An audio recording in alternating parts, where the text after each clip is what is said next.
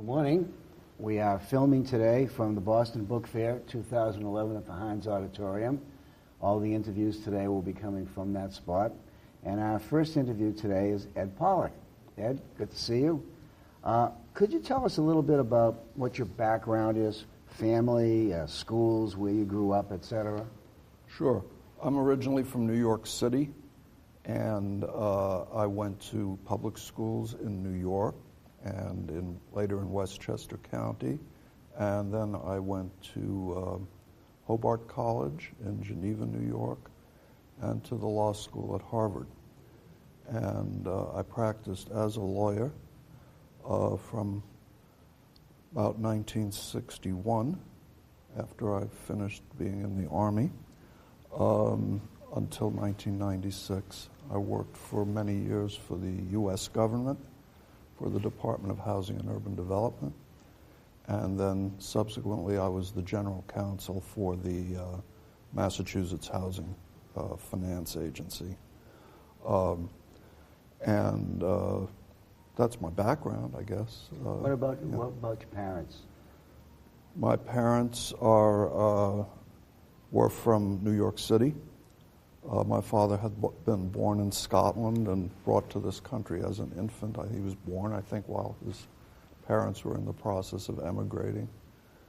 And my father was a salesman for Coro, which was a leading maker of women's costume jewelry. And my mom was a housewife, mother. Yeah. Siblings? I have a brother who lives in California, and a sister who lives in New Jersey, and I'm the eldest. You're the eldest of the three. Okay. When did you get bitten by the book bug? Yes. When I lived in New York in the 1960s, and I was at that time already working for Department of HUD, I lived in a building which had a passageway through from the street to a building in the rear, and I lived in the rear building. And the same people also owned the adjoining building. So they didn't use the passageway, they used an entrance through the main building. The building was sold, and the new owners put doors at either end of the passageway and put a for rent sign on it. So with a couple of friends, we rented that space. It was 6 feet wide and 60 feet long. Wow. And we had basically an antique shop there that we called the Tunnel of Love because of the length and narrowness of it.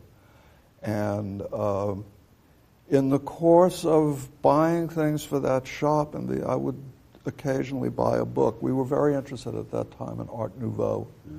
And I remember buying books by Will Bradley. We had Fringilla and a few others, but we were primarily an antique shop, and we had it for a couple of years, and finally decided we needed to give it up. It wasn't really working. What year was it? This was 1966, 67, 68, I think. While you're still working for Oh, yes. Don't want to leave that big job. No. So that was my first introduction to buying and selling books at that time. And when we closed that store, I had a couple boxes of interesting books, and they sat with me for a while. And then in 1970, I moved to Boston as a result of a reorganization of the government. My job moved, and I moved. And again there, not having learned my lesson from the first store, I got involved in another one with some people. And so I started to, I put out those boxes of books, and people actually were buying them. Wow. Which incentivized me to go out and buy more, which I did. And then suddenly there were shelves and shelves full of books in there. And again, it was not a successful shop. And again, I was left with lots of boxes of books this time. So I started to go to the Mass Rhode Island book shows. And I started to look at what was there, and I said, stuff I have is on a par with a lot of what I'm seeing here. And one thing and another, I joined Marriott, exhibited at their book fairs, and so that was how I got into it as a book dealer. Where was your shop in Boston? It was on Charles Street. Really? Yep. Down which side of Charles? The other? It was on that main side of Charles Street where used to be a lot of antique shops and things. Yeah. It was, our store there was called All Our Yesterdays. Yeah. We had it for a few years in the, I think from maybe 1979 to 1984, 5. When did you move up to Portland? I moved to Portland 5 years ago. Where were you in between the Boston shop and Portland? Oh, well, I lived in Boston from 1970 to 2000. And I had a really beautiful condominium on Beacon Street that I had bought when I had bought a one-bedroom unit when condominiums were first coming in Massachusetts. And a few years after I bought it, my neighbor wanted to sell his, and I was able to buy that and open it into what essentially was the parlor floor of a 19th century townhouse. So it was a beautiful space, and I retired from Mass Housing Finance Agency in 1996. And I started to think about, well, you know, now I'm a full-time book dealer, but I'm not really making a whole lot of money at it. I have a pension. The condo fees and the real estate taxes keep escalating. Maybe I should cash this out and live somewhere else, which I did. And I moved to Cape Cod. I remember that. And I was down on the Cape for 6 or 7 years.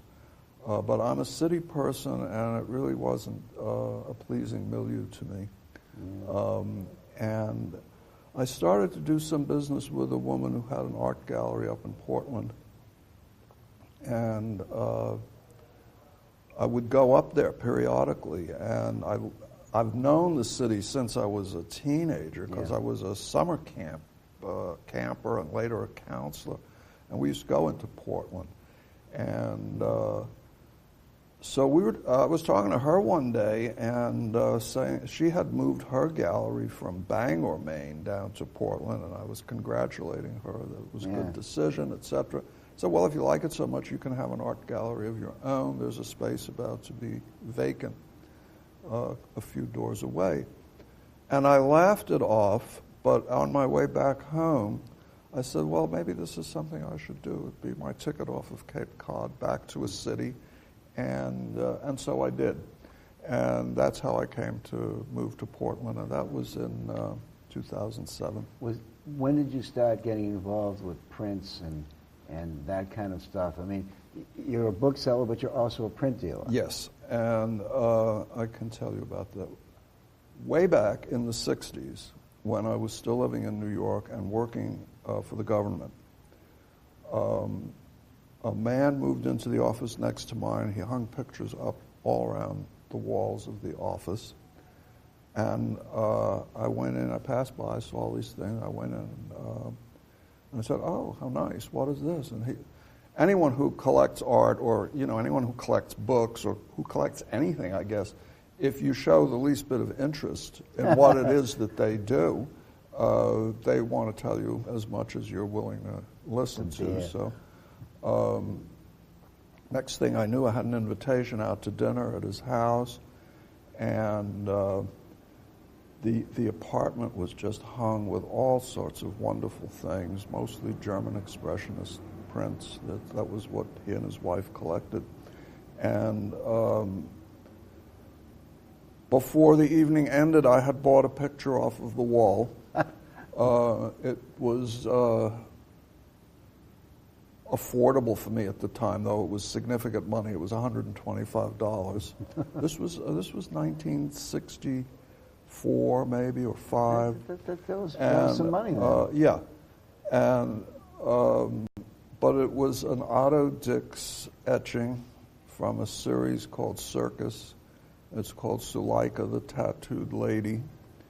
And its present value is more than 100 times what I paid for it. Wow. And I still own it, and I guess I always will, because it was really the first piece of art that I ever bought. Yeah. Wow. And over the years following that, I always would occasionally buy a picture. I mean, if I had money, I would buy pictures. So I had a small collection. When I sold the apartment in Boston, I had money to spend, and I started to get involved in prints in a much bigger way. I was buying at the auction and buying where I could find them. And, what I also found is I would do the book shows, and I would bring out some pictures to the shows, and I was selling the pictures better than I was selling the books, so that further incentivized me. Am I all right? No, you're fine. Keep going. That further incentivized me to get into it.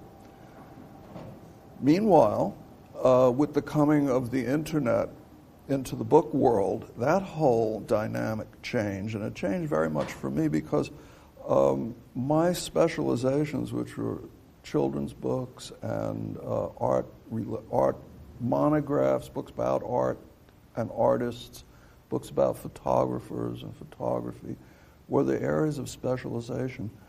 And as you undoubtedly know, a lot of that material, which we used to think was reasonably scarce or even rare, if you brought it out to a book show, it might be the only one. Once it was online, there'd be numerous copies. It had a negative effect on values and on desirability and interest, and so that more and more I felt like moving away from the books and into the art was working for me, and so that has continued. And at this point, I consider myself more of an art dealer than a book dealer, but only because it just has worked out that way. Well, for one thing, my whatever you want to call it, passion or interest or whatever, is more toward the artwork, and the economics, I think, are more favorable for me there. So that's that story. Yeah. What about Ed? What about the internet? You mentioned it just briefly with the race to the bottom, so to speak. How did you find yourself when the internet started to become a factor? Was it an easy transition, a difficult transition? Are you a bookseller who uses an internet, or are you an internet person who became a bookseller? No, I'm a bookseller who uses the internet. Right. It was in the early 90s, I think. I was set up at a book show in New Hampshire near Gary, Austin. And Gary was already using the internet at that time, and he had a laptop with him, and he was showing me all this. I said, well, and I always say to people, Gary was my mentor as far as getting involved in selling books in the modern way, and so it is, and I still sell. I list on a number of the sites, and I sell books. I mean, they can be $10 and $15 and $20 books, but I sell them. And just this week, I got a very substantial, out of the blue, bizarre order for a very expensive item from one of the book sites. So I still, and it's one of those items that I don't know whether we should call it a book or whether we should call it an artwork. It's one of those kinds of things. But I do list all my art inventory along with the book inventory, and interestingly enough, I do sell art stuff through the book sites. When you first started selling books and prints, etc., were there any particular dealers who made a strong influence for you, or were sort of may have been mentors, or Well, somebody you looked up to as an expert? Yes, certainly. I worked downtown, and I used to spend my lunch hours at Goodspeed's and at the Brattle. And, Where else? Yeah, and so certainly first George and later Kenny, and of course Arnold Silverman at Milk Street. Goodspeed's. Well, Arnold Silverman Yeah. down at Milk Street. Yep. And that was where I did my my daily book buying. And my other technique of buying books was get in the car on the weekends. My mom was alive at that time, and she was living with me because she was elderly. And I said, "Come on, let's go somewhere." And I found out why they call Boston the hub, because you can take a 2 or 3 hour day trip Anyway. in any number of directions in 5 or 6 different states. And in those early days when there were bookstores, you could come back with a carload of interesting material, and you could buy books that were in your field of interest at prices that you could earn some money on, because they weren't in the field of interest of the person who was selling them, and there wasn't the instant ability to find out what is this book worth. You had to guess at it or use your experience or whatever to come up with that. Today we have the so-called instant expert.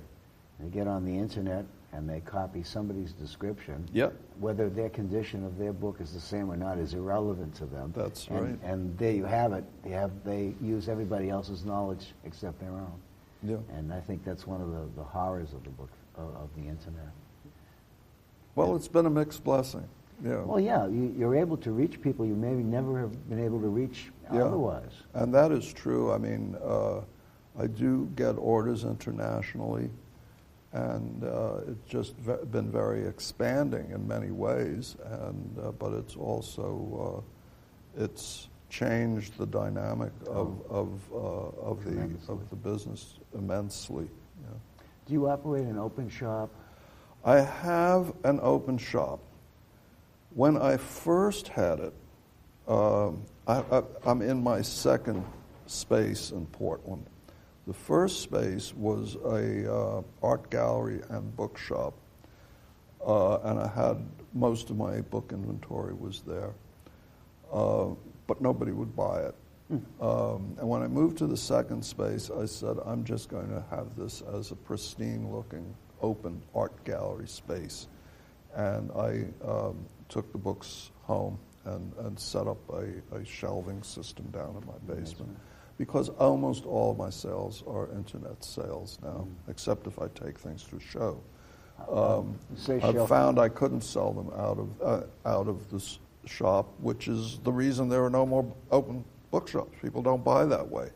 They use it as a reference tool to see what you have and what you price it at, and then they go and buy it on the internet. It's only the old timers like us who remember when they were dotted all over the New England. Oh, yeah. You couldn't spit without hitting a bookseller. That's right. It's not a bad thing to do either. Yeah. What percentage of your business comes from book fairs, from the internet, from any other source of well, I wish I could tell you, but I don't keep records that way. Yes, some mental approximation. I have my own website, which I get some really good business off of. That almost is always art business, though.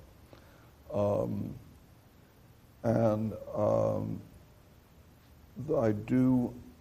The Boston Book Fair is the only ABAA show I do now. I did try New York. I tried California back when I first became an ABAA member. The costs of doing it were kind of prohibitive against what I was getting back, and I stopped doing them. I've done an occasional regional book show, though those keep shrinking and diminishing, and I don't know if they're going to last. But I also do several print shows during the year. So if I take my book and print shows together, I'd say they probably account for a third of my business. The internet maybe another third, and my website probably. I mean, that's Yeah, it's a about fairly even what I split can in your say. head. I've never really tried to determine which is working better than what, but it would probably be a smart thing to do and then focus that, but I just haven't, and I'm just guessing at that distribution. We used to tell young booksellers that they ought to have a business plan and they ought to have a budget, but I don't know too many of us who have a business plan and who have a budget. My budget is when I have money, I buy books, and when I don't have money, I still buy books. Yeah. And hope for the best. Yeah. Talk a little bit about if you were entering the trade today, would you, and how would you do it? I don't know that I can contribute very much on that, I have to say. I didn't enter this trade deliberately. It just sort of happened to me. And so I don't really feel that, other than saying to people, if you think this is something you'd like to do, go ahead and do it. I don't know what I would say, honestly, and rather than sit here and try to spin something, I'm going to leave it at that. Okay. Yeah. What do you think some of the great challenges facing the antiquarian book trade today? Well, I think we have a less and less well-educated populace that's less and less aware, let alone interested in, the kinds of things that traditionally have been the things that educated people like. I'm finding this with both books and with the artwork that there's not a lot. I mean, I know I went to college and grad school, and I came out of there and I knew certain things, and I'm finding that people with that level of education don't know those things. I'm not saying I think they're stupid or that they're badly educated, but they're being educated in different things. And so I think all of that taken together, of course, with the technology, which is changing even what books are, and even what art is, because honestly, I meet people now who think if they have an iPhone and Photoshop that they are photographers. and they come to me in the gallery, well, would you show my work, And what I'm saying is I'm not so sure that we're not headed in a direction where people are going to be their own artists as opposed to needing to buy art from people who are accredited or whatever as artists, who have studied and who are producing art with a certain aesthetic and a certain technical level of skill.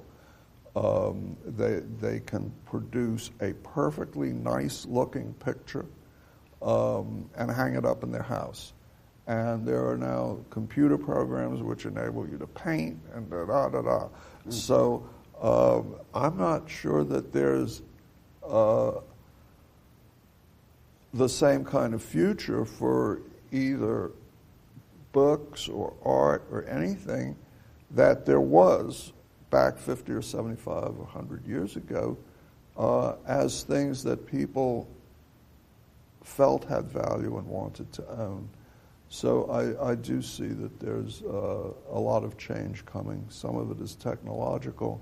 Some of it is a result of different kinds of education.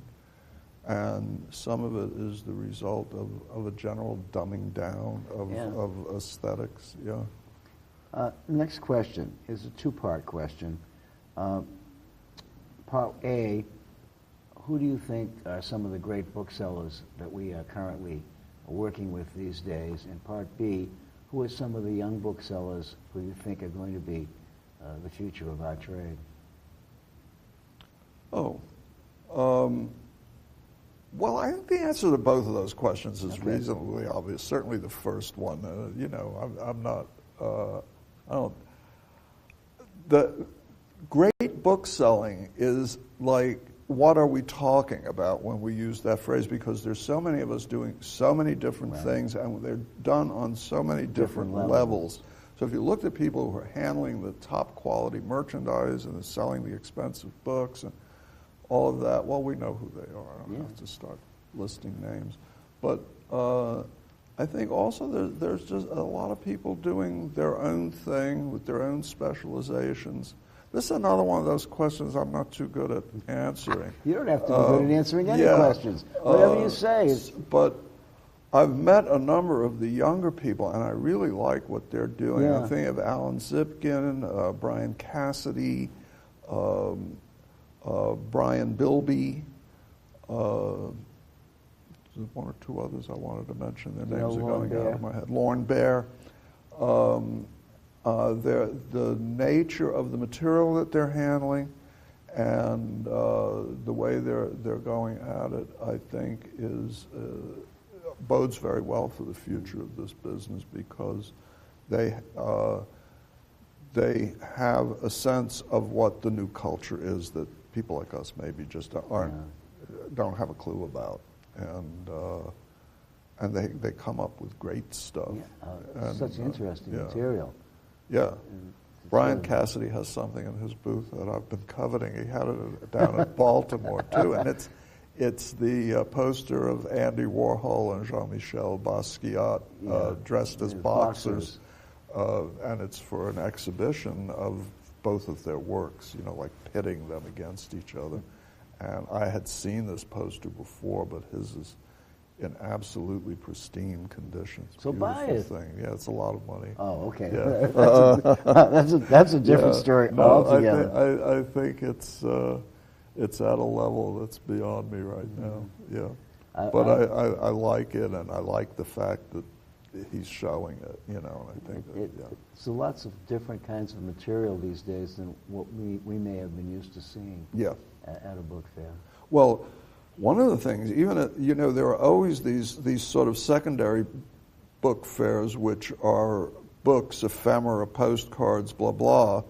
But even this book fair this weekend, there's a lot of incredibly interesting and wonderful material that are not books. Right. And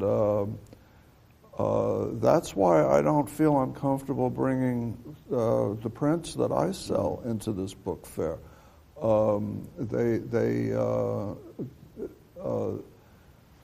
They fall in the same category in a way as the maps and all the various kinds of uncategorizable ephemera that I think some people are selling. But if you say this is a book fair and you look around, if you started to count the objects, I don't know whether it would be, 60%, 70% would be actual books, and the rest would be other things. Lots of other weird things, too. Which relate, and belong. I don't have any issue about that. But the notion is expanding, and I think that's probably a good idea. Given what the potential future of books might be, it might be a good idea to have some versatility in what it is that we're trying to market. I see lots of prints, lots of paintings, medicine kits, scales from the Gold Rush era. It's just amazing, and they're not book related. I have one last question for you, Ed, and then I'll let you go. If a young bookseller came to you and said to you, Mr. Pollack, what would your best advice be for me? I'm going into the book trade. I want to be a bookseller. What would be your best piece of advice? I think probably to find an area within the broader world of books that you really have an interest in, and in terms of knowing about that field and becoming an expert in it, and that will translate into your financial success instead of looking for, how can I make money on this book or something like that. I think